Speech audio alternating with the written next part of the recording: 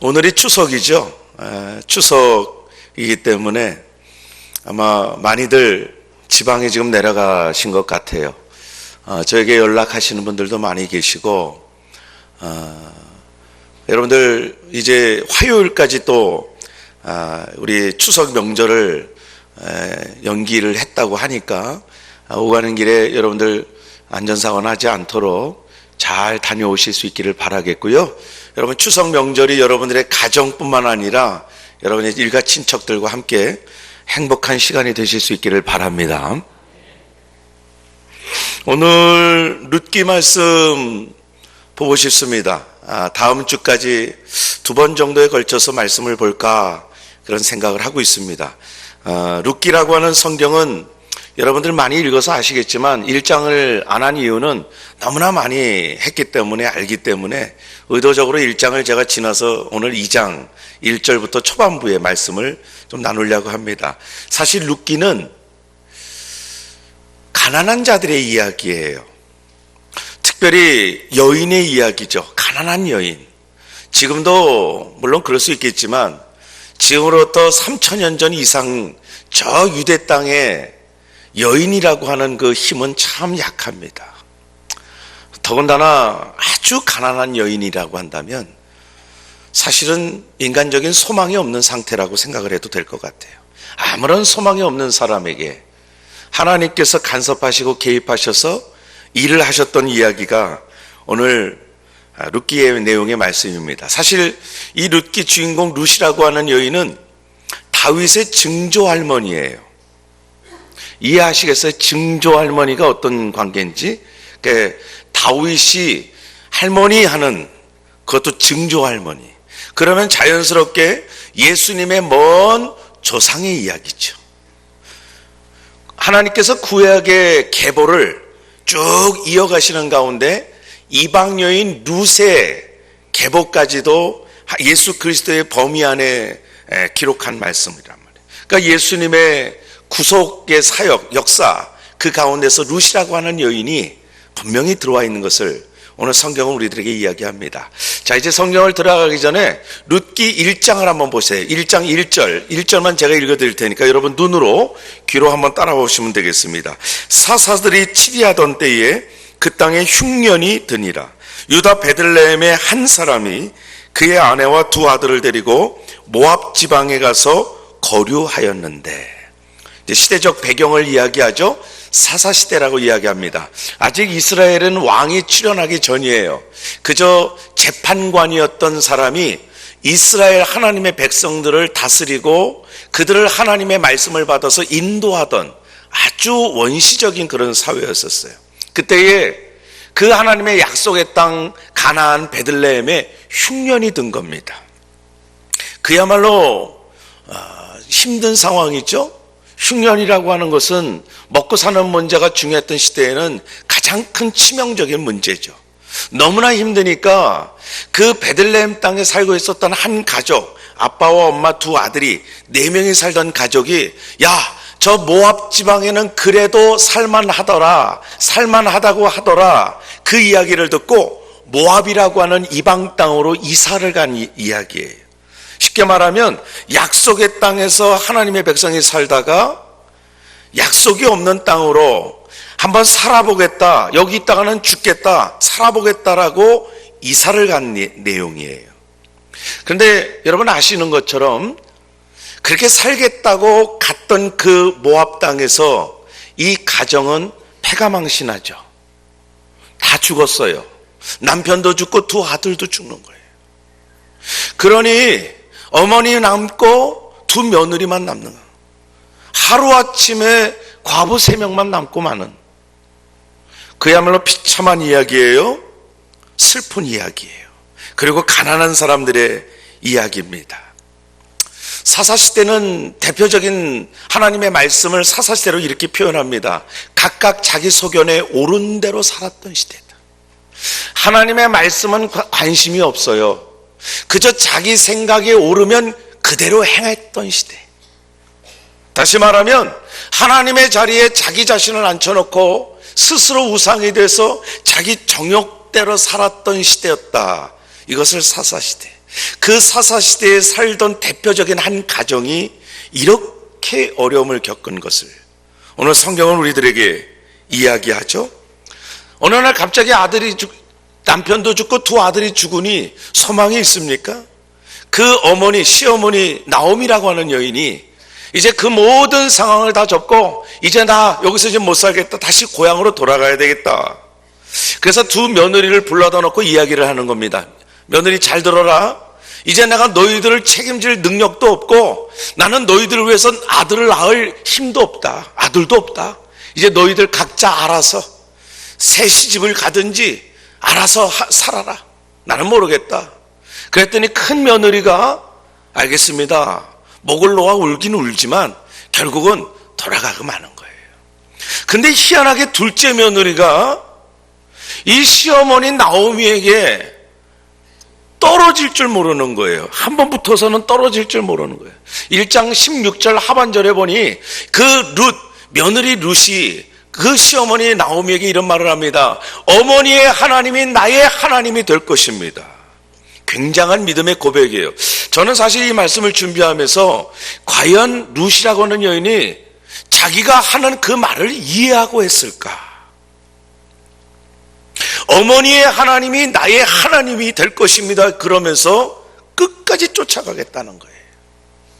여러분 생각해 보세요. 룻이라고 하는 여인은 모압 여인의 이방 여인입니다. 하나님을 모르는 사람이에요. 근데 자기 시어머니와 남편과 시아버지는 다 하나님을 믿는 하나님 백성이라는 사람들이잖아요. 그런데 자기가 사는 그 땅에 이사해 와서 살다가 자기 시아버지도 죽습니다. 자기 남편도 죽습니다. 그러면 자연히 하나님을 모르는 이방 여인이기 때문에 이렇게 말할 수 있을 것 같아요. 어머니, 아버지 다 하나님을 믿는다며요. 하나님을 믿는다고 하면서 하나님께서 어떻게 아버지 어머니를 그렇게 하실 수 있어요? 내 남편도 죽고 아버지도 죽고 이거 완전히 패가망신한 거 아닙니까? 어떻게 하나님이 살아계시면 우리 가정을 이룰 수 있습니까? 얼마든지 그런 불만 아닌 불평을 할 수 있는 상황이죠. 그런데 이 이방 여인 모압 여인 룻이 그렇게 말하지 않았다는 거예요. 어머니의 하나님이 나의 하나님입니다. 그럼에도 불구하고 하나님을 내가 끝까지 쫓아가겠나이다. 굉장한 믿음의 고백이거든요. 그런 믿음을 가지고 이 룻이라고 하는 며느리가 시어머니 나오미를 쫓아서 결국은 가나안 땅 베들레헴으로 돌아왔어요. 여러분 나오미가 다시 자기 고향 일가 친척이 있는 고향 땅으로 왔으니 얼마나 비참하겠어요. 그죠? 아마 어쩌면 그 친구들과 친척들이 모여서 나오미를 위로한답시고 찾아와서 위로했을 거예요. 그때 나오미 시어머니가 뭐라고 말합니까? 이젠 다시 나를 나오미라고 부르지 마라. 내 이름은 이제부터는 마라다 마라. 나오미라고 하는 그 이름의 의미는 즐겁다, 기쁘다 이런 의미이지만 마라라고 하는 의미는 슬프다, 괴롭다는 의미예요. 나오미는 지금부터 자기를 나오미라고 부르지 말라는 거예요. 마라라 부르라. 나에게 말도 시키지 마라. 전화도 하지 마라. 카톡도 하지 마라. 그냥 마라로 살겠다는 거죠. 그러나 어디 성경은 이 나오미의 마음처럼 그렇게 합니까? 그렇게 실패하고 좌절하고 고통 가운데 있는 사람에게 하나님이 찾아와서 위로해 주시는 것이 성경의 말씀이란 말이죠. 그것이 우리 하나님의 본심이에요. 하나님의 사랑하는 백성들이 슬프면 슬플수록 더 안타깝게 와서 위로해 주시는 것이 우리 하나님의 마음이란 말이죠. 이사야 35장 7절 말씀에 우리에게 이런 이야기를 해 주십니다. 뜨거운 사막이 변하여 연못이 될 것이며 메마른 땅이 변하여 원천이 될 것이며 승냥이 늑대 이리 같은 짐승이에요. 승냥이의 눕던 곳에 풀과 갈대와 부들이 날 것이며, 다시 말하면 하나님께서 그렇게 회복시켜 주시기를 원하신다라고 하는 것이 이 말씀의 의미예요. 지금 우리가 살고 있는 상황이 어쩌면 뜨거운 사막일 수 있습니다. 소망이 없는, 아무런 희망이 보이지 않는 뜨거운 사막과 같은 상황일 수 있습니다. 그러나 우리 하나님은 그런 뜨거운 사막을 연못으로, 풍성한 꿀을 먹여주시는 연못으로 만들어주시기를 원하시는 것이 하나님의 뜻이라고 하는 것을 오늘 우리들에게 이야기해 주는 거예요. 이것이 우리 하나님의 소망이다라는 거예요. 예수를 믿고 신앙생활하는 성도는 적어도 이것은 분명히 믿어야 됩니다. 지금 내 상황, 내 환경, 이것만 보지 않고 하나님이 회복시켜 주실 그 환경을 내가 보겠나이다 라는 거예요. 지난 여러분 1월 달인가 2월 달에 우리 교회 중고등부 학생들이 우리 김낙준 장로님이 필리핀에서 선교하시잖아요. 잠시 이렇게 우리 장로님 들어오셨지만 우리 장로님이 필리핀에 세부라는 곳에서 선교를 하세요. 우리 한국 사람들은 많이 이 세부라는 곳을 휴양지로 합니다. 맞긴 맞아요. 그러나 세부라는 그 섬이 얼마나 큰지 휴양지인 이 섬에 휴양지인 부분도 있지만 그 반대편은요, 극심하게 아주 안 좋은 환경에서 사는, 열악하게 사는 분들이 굉장히 많았습니다. 아주 극빈자들이 굉장히 많습니다. 우리 장로님이 그곳에 들어가셔서 그곳에서 교회를 섬기고 지금 선교를 감당하고 계신단 말이에요. 우리 학생들이 그곳에 가서 한 30여 명 됐나요? 얼마나 사역을 하는데 저도 가서 보는데 어떤 곳은, 어떤 지역은 교회도 없어요. 또 어떤 곳은 교회라고 해봐야 우리가 생각하는 이런 교회가 아니에요. 그저 그냥 위에 지붕 하나 정도 있는 그런 아주 참 안 좋은, 연중 35도 40도 되는 냄새가 얼마나 진동하는지 말이에요. 여러분 아마 생각도 못할 겁니다. 더럽고 지저분하고 말이에요. 그런 곳에 가서 우리 장로님 선교를 하시는 가운데 우리 학생들을 가서 같이 그 선교를 도운 거예요. 근데 가서요, 율동을 하고 얼마나 이쁜 줄 아십니까? 교회에서는 그렇게 이쁜 줄 몰랐는데 가보니까 너무 이쁜 거예요. 율동 하나하나가 이쁘게 하고 말이죠. 찬양을 이쁘게 하고, 우리 아이들이 그것에 사람들에게 복음을 전하고 그들이 하니까 그들이 얼마나 위로를 받는지. 우리가 거기서 출발하는데요, 끝까지 쫓아오는 거예요. 그래서 악수하고 환영하고 환송하고, 지금도 그 모습이 이 기억엔 지워지질 않아요. 근데 여러분, 그러한 것이, 그것을 어떻게 하면은 백합화라는 꽃을 피울까 하는 그런 모습들 중에 하나란 말이에요. 하나님의 복음의 씨앗을 뿌려서 거기서 생명의 꽃을 피우고자 하는 우리 선교사님들, 하나님의 복음의 사역자들, 참 그런 선교사들을 통해서 마치 쓰레기통에서 장미꽃을 피우는 기적들이 지금 많이 일어나고 있단 말이에요. 하나님께서는 주의 성도들을, 또 선교사들을 그런 쓰레기통 같은 복음의 불모지에 보내주셔서 지금도 여전히 복음의 씨앗을 뿌리고 복음의 장미꽃들을 피우고 있는 그러한 일들을 주의 종들이 지금도 계속 세계 곳곳에서 하고 있다는 사실이죠. 오늘 마치 우리가 보고 있는 이 룻기라고 하는 성경이 마치 쓰레기통 같아요. 전혀 소망이 없습니다. 희망이라고 하는 찾아볼 수 없는, 그런데 그곳에 우리 하나님께서 마치 쓰레기통에서 장미꽃을 피우는 것 같은 일을 하시기 시작하신단 말이죠. 저는 오늘 본문을 통해서 그것을 보고 싶은 거예요. 마치 쓰레기통 같은 곳에서 하나님께서 장미꽃을 피우는 그런 모습. 여러분, 6.25 전쟁이 끝난 다음에 이 UN 그 감시단에서 우리 한국에 와서 전국을 돌아다니면서 다 보고 조사를 하고 갔대요. 근데 그 조사단의 단장이 인도 사람이에요. 근데 그 인도 사람이 가면서 이런 이야기를 했답니다. 쓰레기통에서 장미꽃이 피겠는가? 우리 한국을 보면서 그 말을 하고 갔대요. 그 말을 한 사람이 인도 사람이에요. 근데 여러분, 하필이면 그 말을 한 인도 사람이 그 나라가 지금 과연 우리가 볼 때에 그렇게 말할 정도의 나라가 되고 있는가? 지금 인도에 우리 한국 선교사님들만 줄잡아 1000명 이상이 지금 섬기고 있답니다. 그 선교사님들 통해서 마치 쓰레기통 같은 곳에 꽃을 피우는 일들을 얼마나 수고들 하고 계시는지 말이에요. 인도의 인구가 한 13억 정도 된다 그러죠. 어떤 선교사님이 그러세요. 그 인도의 그 많은 가정마다 한국의 삼성 제품이 없는 가정이 거의 없답니다. 그 정도로 많이 들어가 있어요.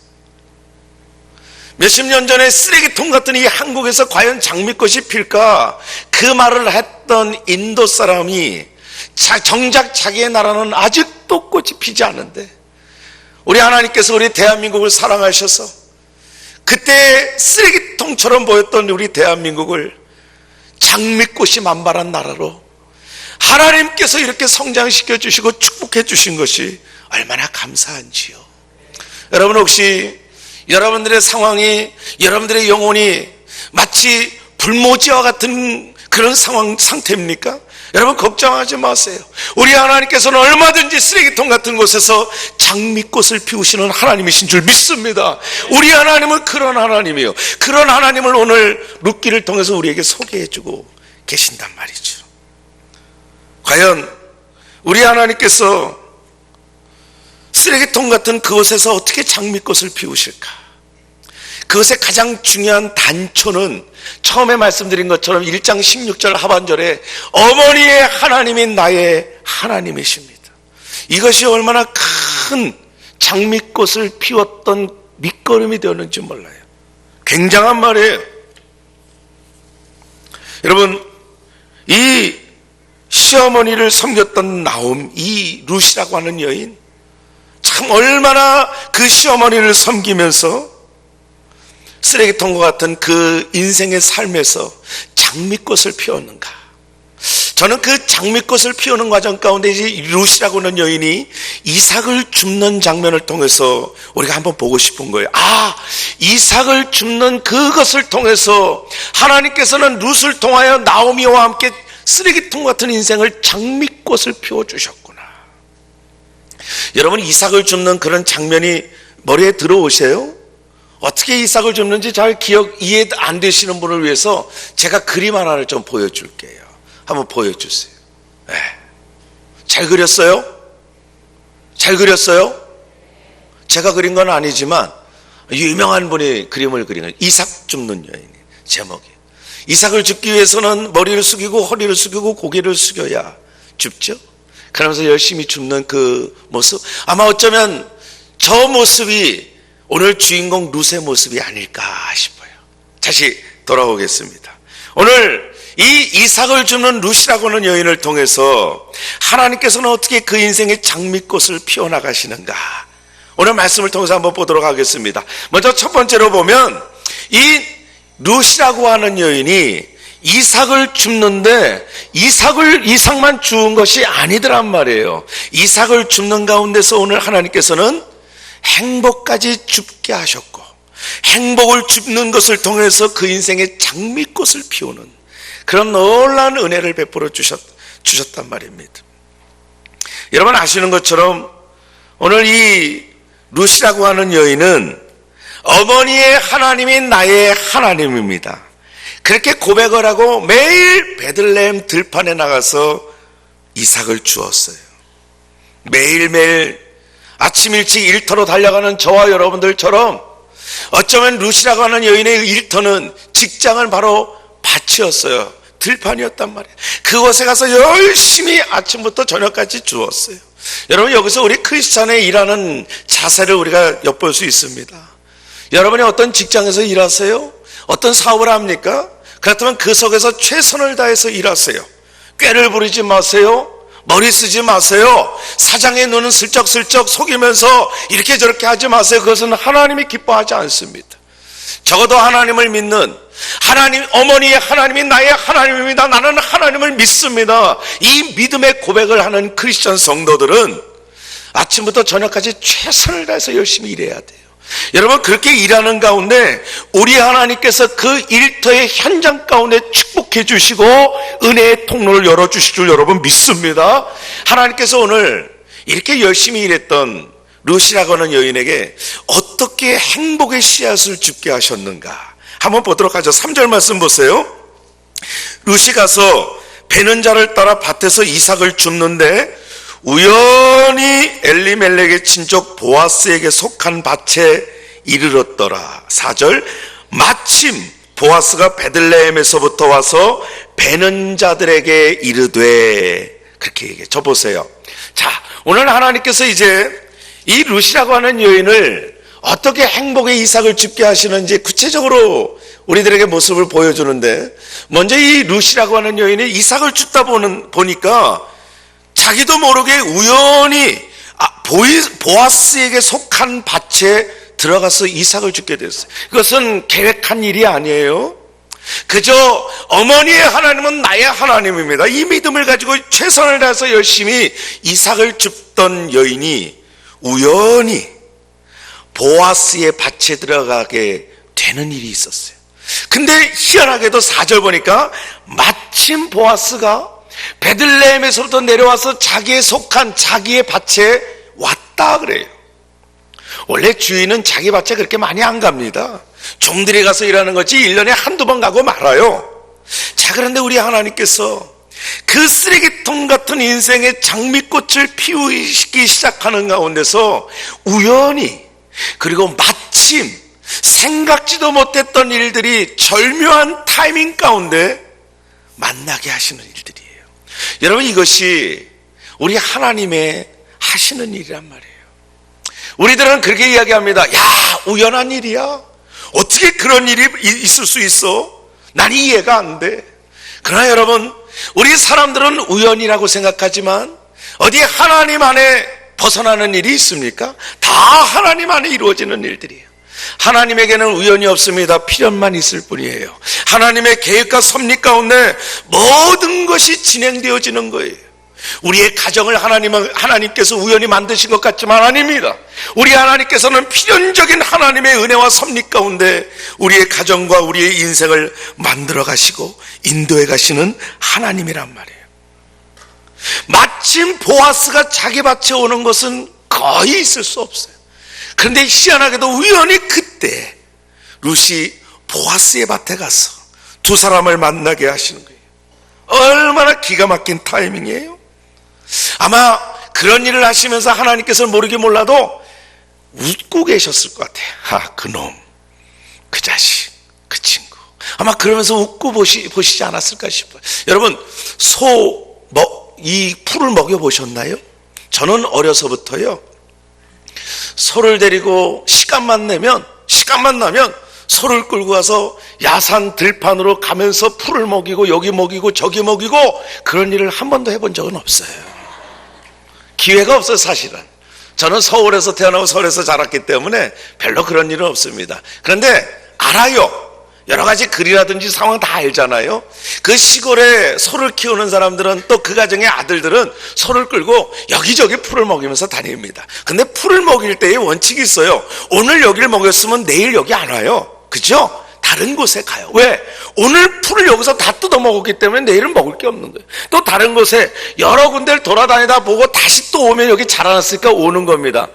그런데 여러분, 소의 입장에서 보면 그렇게 생각할 수 있어요. 이야, 오늘 희한하대. 오늘 갔더니 이 풀이 얼마나 많았는지 나 배 터지게 먹고 왔어. 그렇게 말할 수 있어요. 그러나 그 소의 주인은 뒤에서 웃는 거죠. 자식, 내가 너 다 먹을 수 있도록 끌고 다니는 거야. 여러분, 우리 하나님도 그런 마음이실 거예요. 우리가 볼 때는 야, 정말 희한하다, 우연한 일이다. 그런데 우리 하나님이 그렇게 인도해 가시는 거예요. 우리를 바라보시면서 빙그레 웃으시면서 우리를 우연히 마침이라는 것으로 인도해 가시는 하나님이란 말이죠. 니느웨로 가서 하나님의 말씀을 전하라고 요나라고 하는 선지자에게 하나님이 사명을 주셨는데 이 요나가 싫다는 거예요. 하나님, 저 싫어요. 니느웨는 가고 싶지 않고 그냥 다시스로 도망가는 거예요. 여러분, 이 하나님의 사명을 뒤로하고 도망가고 있는 요나, 그렇다면 우리가 상식적으로 배도 만나지 말아야죠. 다 안 돼야 되는데, 희한하게도 이 요나가 다시스로 도망가려고 막 가는데 그때마다 배가 준비되는 거예요. 요나서 1장 3절 말씀에 이렇게 기록합니다. 마침 다시스로 가는 배를 만난지라. 요나가 도망가겠다고, 다시스로 도망가겠다고 막 가보니까 마침 딱 그 다시스로 가는 배가 준비되어 있어요. 야, 정말 하나님이 나를 다시스로 가라고 하시는가 보다, 그렇게 생각할 수 있는데, 여러분, 결국은 뭡니까? 우리 하나님께서 마침 준비해 놓으셨던 그 배는 요나가 생각했던 배가 아니죠. 하나님의 사명을 뒤로하고 도망갔던 그 요나를 하나님께서 연단하고 훈련시키기 위해서 예비해 놓으신 배예요. 큰 물고기 뱃속으로 집어넣기 위한 하나님의 우연과 마침내라고 하는 단계의 그런 일들이란 말이에요. 결국 여러분, 하나님께서 그렇게 인도하셨던 요나가 결국은 하나님 앞에 회개하고 하나님의 사명을 회복한다라는 것, 우리 하나님이 이렇게 우리를 인도해 가십니다. 저와 여러분들의 인생을 개입하셔서 우리가 인정하든 인정하지 않든 좋든 싫든 간에 우리들의 인생 가운데 개입하셔서 우리를 그렇게 인도하시는 하나님, 여러분, 그럴 때 우리에게 필요한 것이 뭡니까? 하나님을 향한 여전히 변치 않는 믿음의 고백이에요. 어머니의 하나님이 나의 하나님입니다. 우리 조상의 하나님이 나의 하나님이고 나의 구원자이십니다. 여러분, 이 믿음을 가지고 있을 때에 우리 하나님은 우연히 마침이라고 하는 그런 시간표를 통해서 우리들에게 행복의 씨앗을 죽게 하시고 행복을 거두게 하시는 하나님의 귀한 은혜가 있을 줄 여러분 믿습니다. 여러분들에게 그런 간증이 많기를 바라는 거예요. 하나님께서 내 인생에 그렇게 개입하셔서 그때는 괴롭고 힘들었지만 결국은 행복의 씨앗을 내가 주실 수 있었습니다. 여러분, 그 은혜가 여러분에게 많이 간증되기를 다시 한번 주의 이름으로 축복합니다. 오늘 이 본문 통해서 이 룻이라고 하는 여인은 행복을 주셨어요. 이상만 주신 게 아니라, 근데 또 하나 더 주신 게 있습니다. 그것은 바로 사랑을 주셨더라. 사랑을 주는 거예요. 여러분, 아까도 말씀드린 것처럼 룻이 밭에 가서 일했는데 정말 열심히 일했습니다. 7절 말씀에 보면 아침부터 지금까지 계속 일하고 있었다. 지금이라고 하는 시간이 아마 해가 거의 지나가는 시간일 거예요. 저녁이에요. 아침부터 저녁까지 최선을 다해서 일해. 성실이라는 거예요. 여러분, 그렇게 최선을 다해서 성실히 일했더니 17절에 그 결과 한 에바를 거둬서, 한 에바라고 하는 그 질량의 단위를 여러분 잘 이해를 못하겠지만 쉽게 말하면 두 사람이 일주일 동안 먹을 수 있는 식량이 한 에바입니다. 생각해 보세요. 과부가, 아무 기댈 데도 없는 이 과부가 밭에서 이삭을 주웠는데 일주일치 식량을 거둬요? 말도 안 되지요. 그저 하루 한 끼 먹을 양식만 거둬도 그거는 그날 성공한 거예요. 그러나 우리 하나님께서 이 믿음을 가지고 출발한 룻을 위해서 얼마나 사랑을 예비해 놓으셨고 사랑을 주게 하셨는지 열심히 최선을 다해서 주셨더니 한 에바, 엄청나게 거두는 그런 복을 주시죠. 뿐만 아니라 우리 하나님께서 이 룻에게 사랑을 주실 수 있도록 계속해서 공급해 주시는데요, 8절 말씀에 보니까 이 보아스라고 하는 사람이 룻에게 이렇게 얘기합니다. 룻, 너 다른 데 가지 마. 내 밭에서 계속 주소라. 다른 데 가지 말고 여기서 마음껏 주소라. 그리고 9절에도 그럽니다. 보아스가 자기의 그 밭의 종들에게 단단히 일러두는 거예요. 너희들 저 룻이라고 하는 여인 괴롭히지 마라. 해코지 하지 마라. 이 룻을 보호하는 거예요. 얼마나 하나님의 사랑의 손길이에요. 더군다나 14절 말씀에 보면 이 보아스가 룻에게 이야기합니다. 내 옆에 와서 같이 식사하자. 야, 이거는 정말 생각하지도 못했던 그런 큰 사랑이죠. 심지어 여러분, 가장 기가 막힌 장면은 16절에 나옵니다. 한번 보세요. 16절 제가 읽어드립니다. 또 그를 위하여 곡식 다발에서 조금씩 뽑아 버려서 그에게 줍게 하고 꾸짖지 말라 하니라. 여러분, 오늘 이 말씀은 사실은 우리가 쉽게 이해하기 어려운 참 그런 이야기예요. 룻과 보아스의 러브스토리죠. 들판에서 벌어졌던 러브스토리의 이야기예요. 그럼에도 불구하고 그 곡식 자루에서 뽑아서 밭에서 뿌려서 줍게 하는 것은 엄연히 반칙입니다. 그거는 있을 수 없는 이야기예요. 다른 사람의 그 장면을 보면 사실 여러분, 이 율법은 이 고아라든지 과부들이 불쌍한 사람들이기 때문에 추수할 때에 떨어진 나달을 주워서 연명할 수 있게 하는 것이 율법의 정신입니다. 그러나 자루에 있는 것까지 덧뿌리라고 하지는 않았어요. 다른 사람들이 볼 때 룻이 보아스가 더 뿌려줘서 죽는 것을 보면 분명히 반칙이에요. 보아스에게 가서 그렇게 말할 수 있습니다. 보아스, 당신 어떻게 그럴 수 있어?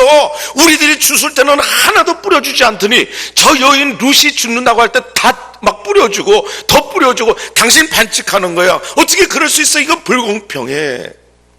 그런 말을 할 수 있습니다. 그러나 보아스가 한 말이 상상이 되지 않습니까? 어떤 말을 했을까? 저는 이렇게 충분히 짐작을 합니다. 시끄러.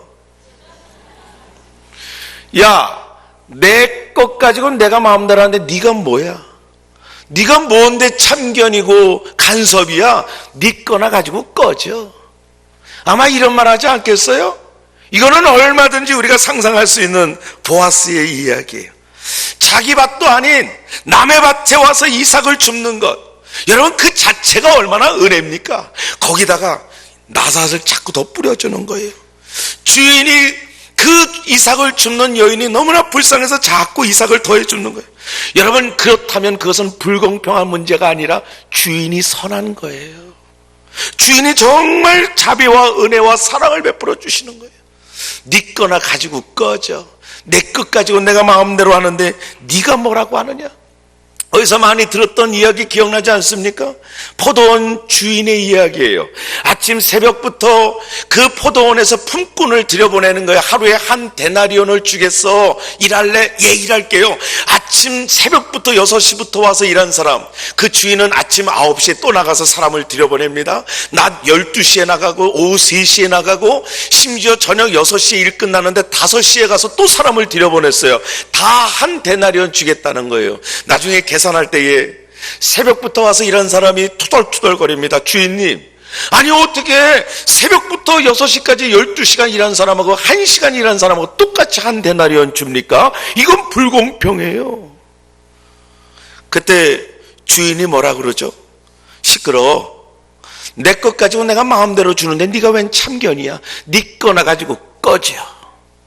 여러분, 이것이 우리 하나님의 사랑을 표현한 말씀이죠. 우리 하나님께서는 어머니의 하나님이 나의 하나님입니다. 이 믿음을 가지고 이삭을 줍는 룻을 향하여 하나님이 얼마나 큰 사랑을 베풀어 주시는지 말이에요. 그 하나님의 사랑이 끝도 없어요. 말도 안 되잖아요. 아침부터 저녁까지 한 번 주셨는데 일주일치 식량을 거둬요. 여러분, 이것이 베풀어 주시는 우리 하나님의 사랑인 줄 여러분 믿습니다. 이 룻은 이삭을 줍는 줄 알았어요. 열심히 이삭을 주셨는데 사랑까지 줍는 이 귀한 축복의 딸이 되었습니다. 마치 쓰레기통에서 장미꽃을 피우셨던 우리 하나님의 그 사랑에 얼마나 감격되는지 몰라요.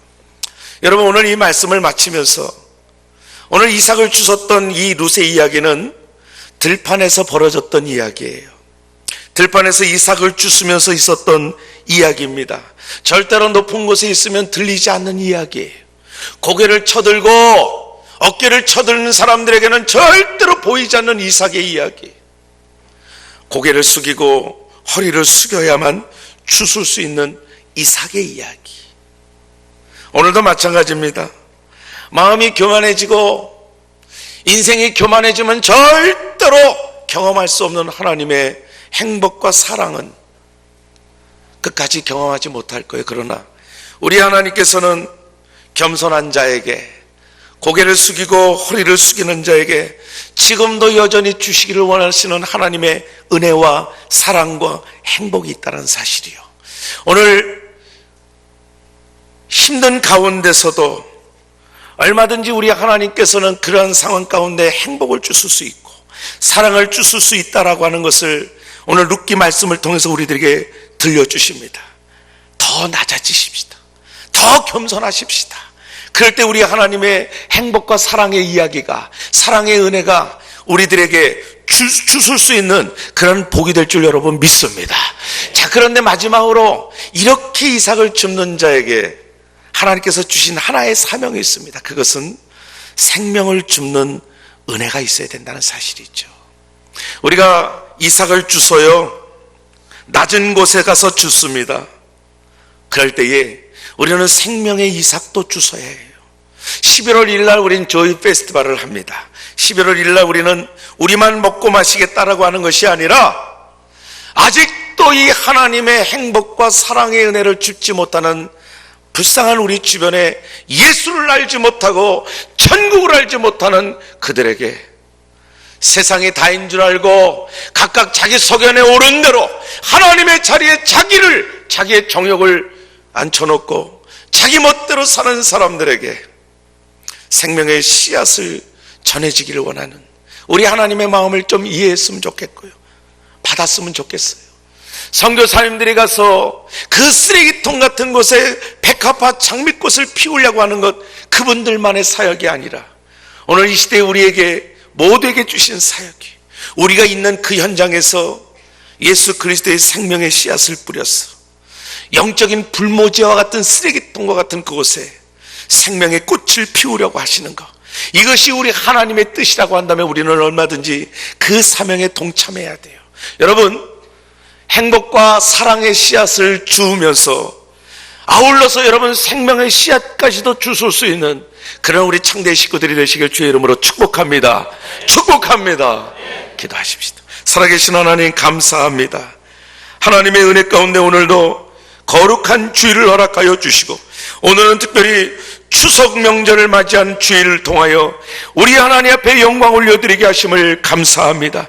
우리 모든 성도들 지방으로 오가는 길 속에서 안전사고나지 않게 하여 주시고, 여전히 하나님은 나의 하나님입니다, 이 믿음을 붙들고 우리 하나님 앞에 행복의 이삭을 주게 하여 주시고, 사랑과 은혜의 이삭을 주으며 생명과 영혼의 이삭까지 줍는 우리 모든 창대의 식구들이 되게 하여 주시옵소서. 예수님의 이름으로 기도하옵나이다. 아멘.